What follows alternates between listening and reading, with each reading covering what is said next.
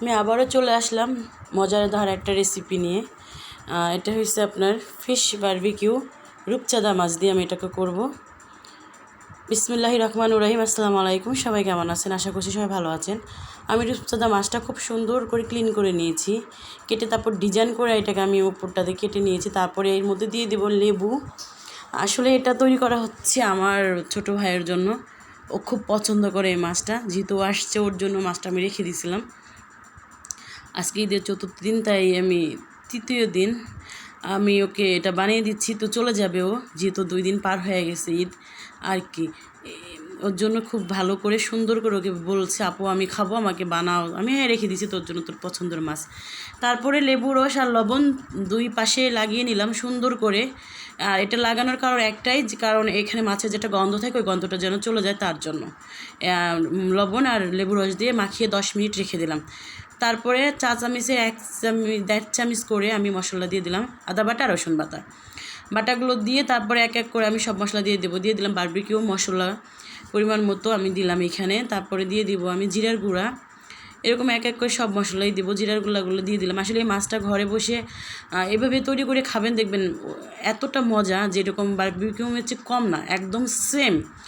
তারপরে দিয়ে দিলাম আমি লবণ, তারপরে 2 চামচ মরিচের গুঁড়া, তারপর দিয়ে দিলাম সয়া সস 1 চামচ, তারপরে দিয়ে দিলাম লেবুর 1 টুকরা লেবুর রস দিয়ে ভালো করে আমি এখন এটাকে মিক্স করে নেব। মানে মাছের উপরে দিয়ে দিলে একটা, আমি মাছের উপরে দিলাম না। তারপরে এখানে দিয়ে দিলাম আমরা যে রোজ যে রান্না করি তেল, সেই রান্নার তেলগুলো এখানে আমি কিছুটা পরিমাণ দিয়ে দিলাম, 2 চামচ পরিমাণ মতো, 4 চামচের দিয়ে ভালো করে মশলাটা আমি একসাথে মিক্স করে নিব। আসলে খাবার তো খাবারই, যে খাবারটাই রান্না করেন না কেন, একটু যদি যত্নশীল হয় সবই মজা লাগে। যাই হোক, মশলাটা তৈরি হয়ে গেছে। মাছটা আবার ভালো করে ধুয়ে নিয়েছি আমি, কারণ নাহলে প্রচুর লেবু দেওয়া ছিল, লবণ দেওয়া ছিল, এটা খাওয়ার উপযুক্ত, আমার প্রচুর তিতো হয়ে যেত। মাছটা ধুয়ে মশলাটা সুন্দর করে হাত দিয়ে আমি চেপে চেপে ভরে দিচ্ছি, যে কাটা জায়গাগুলো ডিজাইনগুলো ফাঁকা দিয়ে আমি মশলাগুলো ভরে দিচ্ছি, যাতে মশলাগুলো মানে রসটা যেন ভিতরে চলে যায়। যতক্ষণ রাখবো ততক্ষণ মানে এক পৃষ্ঠে হয়ে গেলে আরেক পৃষ্ঠে দিয়ে দেবো, এরকম করে।